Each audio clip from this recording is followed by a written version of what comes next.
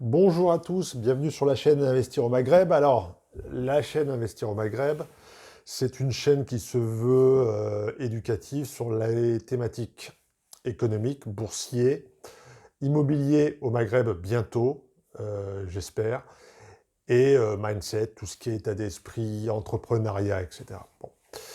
Je voulais vous faire une petite vidéo sur la réforme des retraites et sur des choses que j'ai entendues qui me paraissent un peu erronées. Je donnerai mon opinion sur la réforme en elle-même et ce qu'il faudrait faire. Donc, en fait, sur ce que j'ai entendu et qui me paraît pas juste, c'est quand on assène l'idée que 25% des ouvriers décèdent avant l'âge pivot, 62 ans, et donc qui ne profitent pas de leur retraite. Et donc, ils voudraient insinueusement mettre un lien entre leurs conditions d'ouvriers et le fait qu'ils décèdent prématurément. Donc là, on fait une erreur logique gravissime qui est l'erreur logique causalité-corrélation. Il n'y a pas de lien, les ouvriers ne meurent pas de fatigue euh, en France. Euh, on- il peut y avoir des problématiques dans les usines on va dire de cancer, mais ça c'est plus de la médecine du travail, c'est des accidents du travail. Par contre, euh, les ouvriers meurent plus tôt que les autres catégories socioprofessionnelles parce que c'est dû à leur hygiène de vie. Et les pauvres ont une moins bonne hygiène de vie que les cadres. Pourquoi? Parce que les cadres font attention à leur silhouette, font attention à leur physique, ils font plus de sport, ils mangent plus de légumes, voilà. Les ouvriers fument plus, boivent un peu plus ou de moins bonne qualité. Par exemple, les cadres sub boivent plutôt du vin, les ouvriers plutôt des alcools plutôt forts. Voilà. Donc, mettre une causalité sur le fait que les ouvriers partent plus tôt, décèdent plus tôt, c'est faux. C'est une corrélation, mais il n'y a pas de lien de causalité. Voilà, je voulais rectifier cette erreur de logique. Ensuite, la réforme en elle-même, ben, je pense qu'elle va être un peu injuste par rapport à ceux qui commencent tôt, parce que j'ai fait un petit sondage autour de moi. Je travaille dans une banque française, et la plupart de mes collègues ont fait leurs calculs et ils pensent partir à 65, 66, voire 67 ans, parce qu'ils ont fait des études supérieures. Donc, passer de 62 à 64, il n'y a pas d'incidence pour nous, en fait, pour les cadres. Donc, ça va avoir de l'incidence sur des gens qui devaient partir à 62 ou à 63, et avec l'âge, le report de l'âge, vont partir à 64. Ce type de personnes, ce sont essentiellement des petits salariés qui ont commencé à 19-20 ans, parce que si on fait,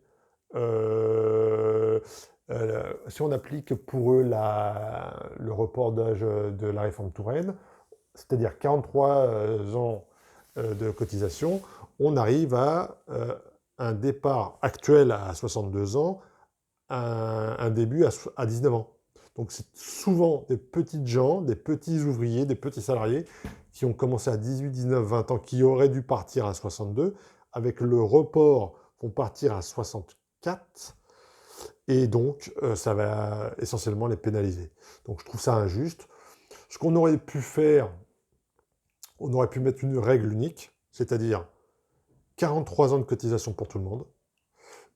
Si vous avez commencé à 20 ans, bah, vous partez à 63. Et si vous voulez partir à 64, vous avez une surcote, donc vous avez un bonus.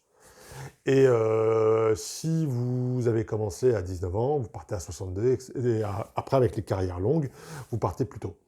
Vous, obliger les gens qui ont commencé tôt à partir à 64, je trouve que c'est dégueulasse, parce que les cadres commencent leurs études à 23, 24, 25 ans. Eux vont partir pour avoir leurs 43 annuités, ils vont partir à 67 ans. Donc, de facto, c'est les petits salariés qui vont se manger la réforme des retraites.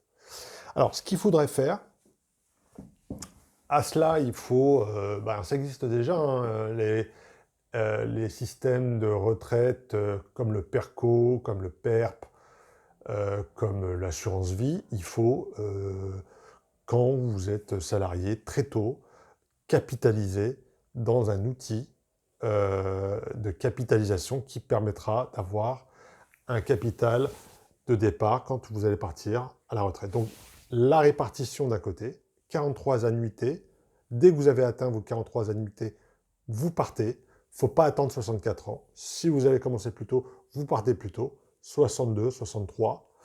Et à côté de cela, très tôt, à 20 ans, 21, 22 ans, dès que vous commencez à gagner vos premiers euros, vous souscrivez à un outil de capitalisation, que ce soit un PEA, un compte titre, une assurance vie, un PERP, un PERCO, ou que sais-je, mais en tout cas quelque chose qui fasse effet boule de neige, qui investit sur les marchés financiers et qui tourne autour d'un rendement entre, on va dire, entre 6 et 8.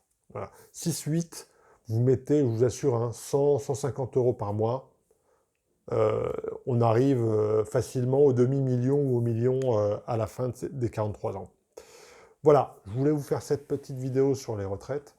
J'espère qu'elle a été instructive et on se donne rendez-vous à la prochaine. Ciao!